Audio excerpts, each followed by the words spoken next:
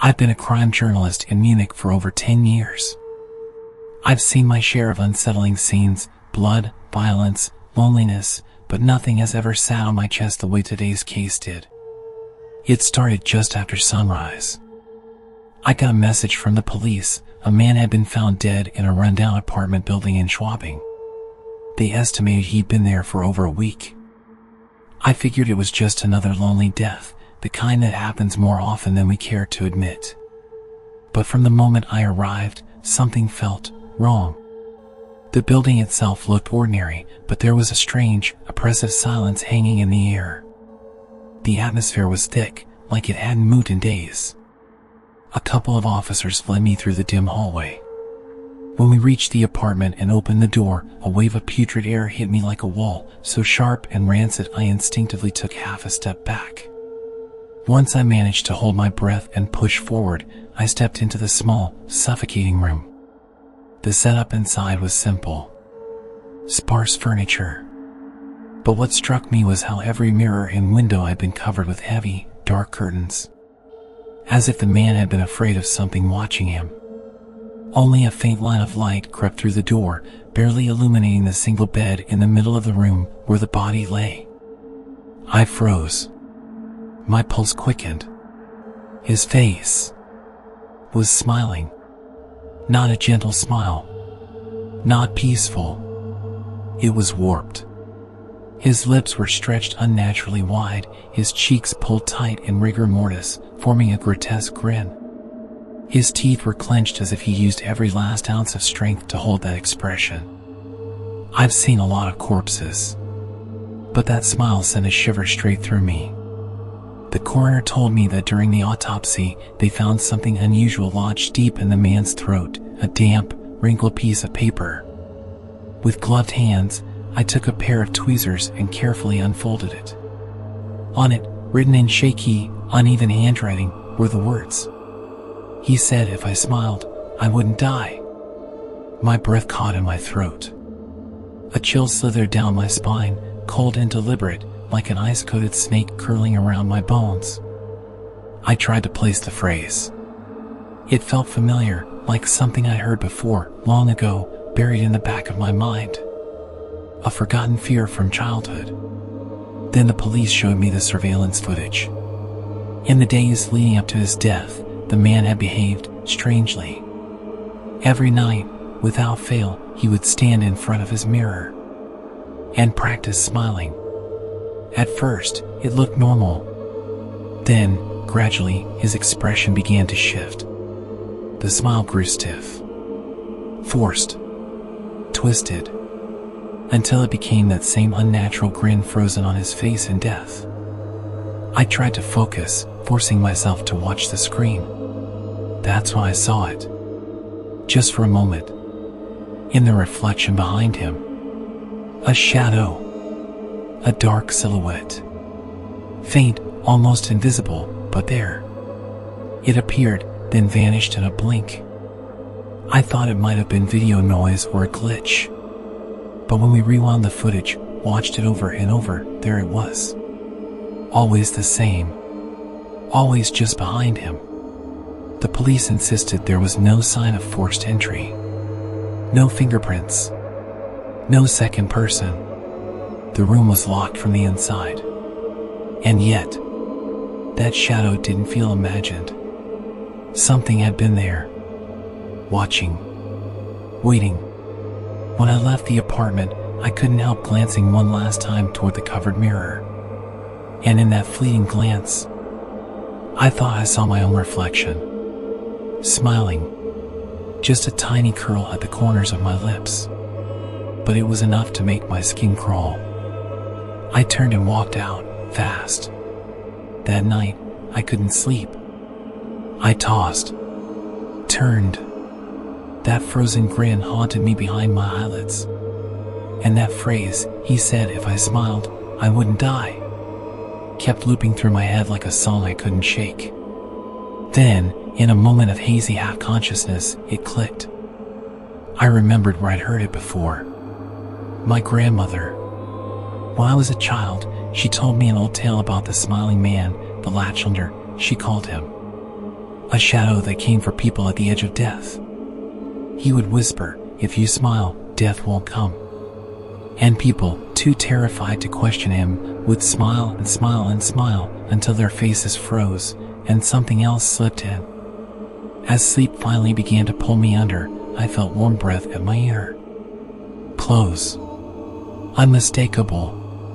And a voice. Low. Rough. Smile, and you won't die. In the days that followed, I couldn't think about anything else. The case had wrapped its cold fingers around my mind and refused to let go. I requested the full surveillance footage from the police and spent hours, entire days, glued to my computer screen, watching those haunting clips over and over again. Every night at exactly 11 p.m., the victim would appear in front of the mirror. Just stand there, staring blankly at his reflection, his mouth twitching, practicing that horrific smile again and again. The more I watched, the deeper the unease rooted itself in my chest. At first, the shadowy figures I'd seen behind him in the mirror had been rare, brief flashes, barely there. But now, they showed up every single time. And worse, with each appearance. They crept closer. Inch by inch, night by night, they inched toward the mirror's surface, as if they were pushing through, breaking the barrier between reflection and reality. The footage began to bleed into my own thoughts until I could barely sleep. Even when I closed my eyes, I could still see him standing there, smiling, while something crawled closer behind him. The more I dwelled on it, the more details of my grandmother's old story came back to me. The smiling man, Der Lachender. She had told me, in the hushed tones reserved for bedtime warnings, that he wasn't human. He was a creature, something old, cruel, and patient. He fed not on flesh, but on souls, slowly hollowing people out by convincing them to smile, and smile, until they had nothing left inside. Until they died, with that grotesque grin carved into their faces. That night, I tried to shut it all out. I turned off the lights, shut down my laptop, and told myself it was just a story, just a case.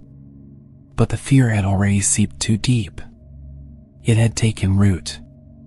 At some point, I got up, numb and dazed, and walked to the bathroom.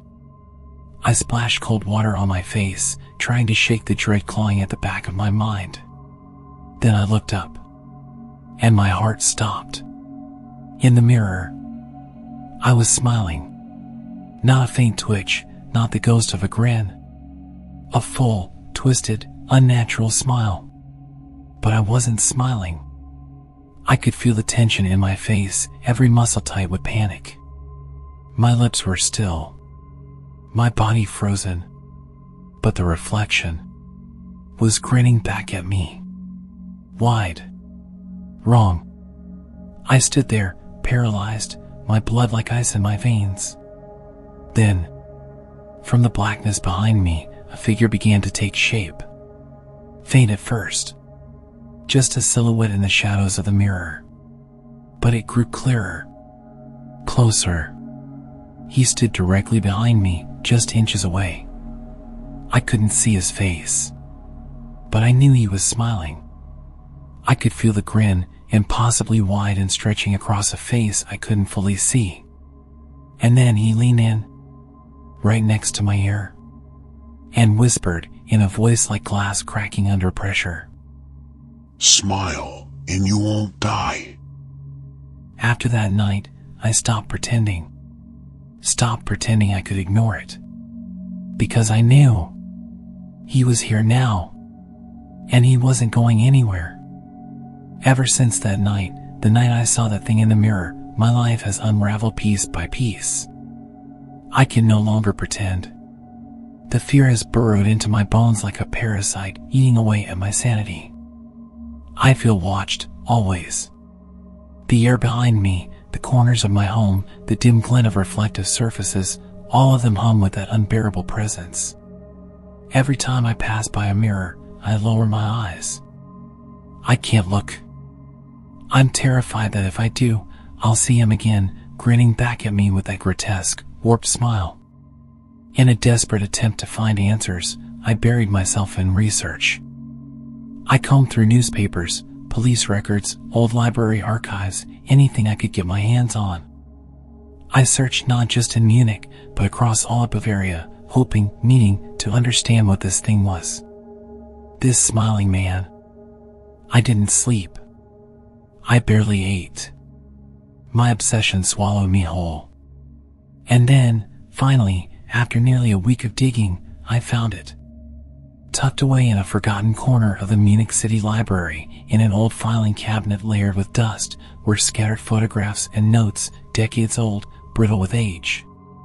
The images were faded, many nearly unrecognizable. But what I could see turned my blood cold. Victims. All smiling. Every single one of them wore the same fixed, horrifying grin. Some looked like they had died screaming, but their mouths had been forced into that smile.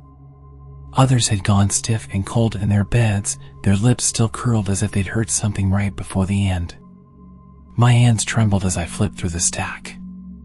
And then, at the very bottom, I found a group photo. Faded. Yellowed. 1930s clothing. Blank expressions. Each person staring stiffly into the camera, mouths curled in that now familiar, puppet-like grin. But in the center of the group, there he was. That same exaggerated, unnatural smile. The man I'd seen in my mirror. The silhouette from the videos. The shadow from my dreams. His face looked barely human. Almost like someone trying to imitate what a human smile should look like. On the back of the photo, smudged handwriting barely survived the decades. But one phrase was still legible. The smiling master and his friends. 1937. I stared at the photo until my vision blurred, cold sweat running down my spine. My fingertips went numb. It was real. The smiling man wasn't just a story. He had been here. He had walked among us. And I was staring into his face. That night, I didn't sleep. Couldn't. The shadows in my apartment shifted with every breath. It felt like something was giggling softly from places just beyond sight. I turned on every light. I covered every mirror with thick, heavy cloth. But none of it helped. The feeling didn't go away. That gaze, it stayed. Somewhere around midnight, exhaustion finally overtook me. I collapsed into a shallow, uneasy sleep. And then the dreams came. I was in a black void, no light, no ground beneath my feet. And then, out of the darkness, they came.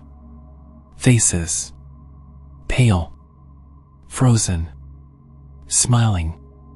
Dozens. Hundreds. They moved toward me, silently, lips peeled back in death-like grins, surrounding me like a tide. And at the center, him. Standing within the mirror. Reaching out. His withered, pale fingers broke through the glass, stretching toward me with agonizing slowness. His teeth glowed white, sharp and cold. And his face. As he came closer, I realized with a jolt. It was my face. Twisted. Grinning. Staring straight at me. I screamed and woke with a gasp. Only to find myself standing in the bathroom. I didn't remember getting up. The cloth covering the mirror was gone. Torn down. And in its reflection, that smile. That same smile. On my face. My real face stayed frozen in terror. But the reflection, it grinned. Wide. Knowing. Watching. I tried to run. Tried to move. But I couldn't. My body wouldn't respond.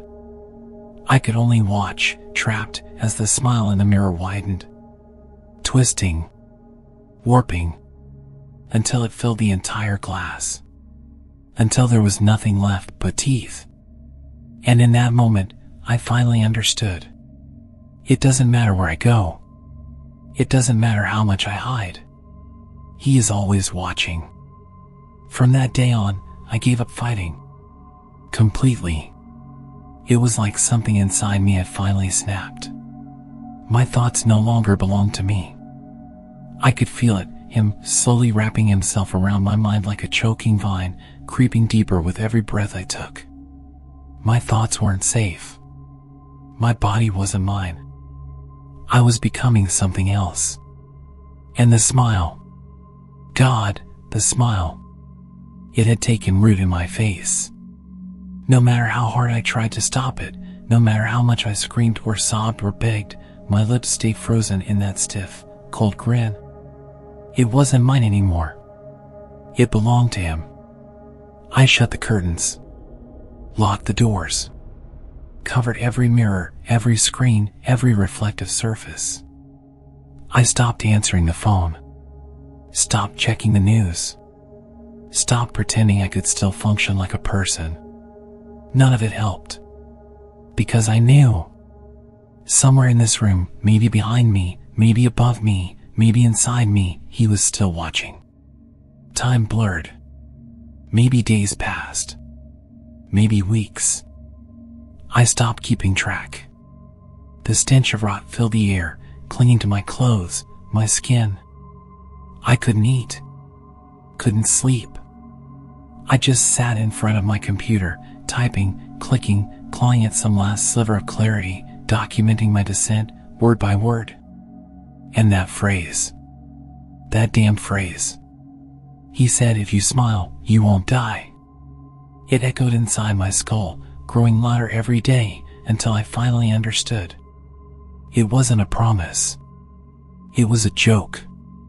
A cruel, mocking trap. Because the moment you believe it, you're already his. The room's light began to flicker violently, bathing the walls in jerky pulses of white and shadow. I looked around, panic clawing at my throat. And then, that sound. A soft, breathy chuckle. Somewhere behind me. Closer than before. The air turned cold. Thick. I knew what was coming. I placed my trembling fingers on the keyboard, stared at the blinking cursor, and typed the only thing left to say. He said, if you smile, you won't die. I hit enter. The screen went black. And there, reflected in the glossy surface, my face. But not my face. His. That same twisted grin from the photo. From the mirror. From the dreams. He stared back at me, smiling wide, full of mockery and hunger, rising slowly from the depths of the screen. I closed my eyes. There was no escape. His voice curled around me, soft and cold, the final whisper before everything went dark. Smile, and you won't die.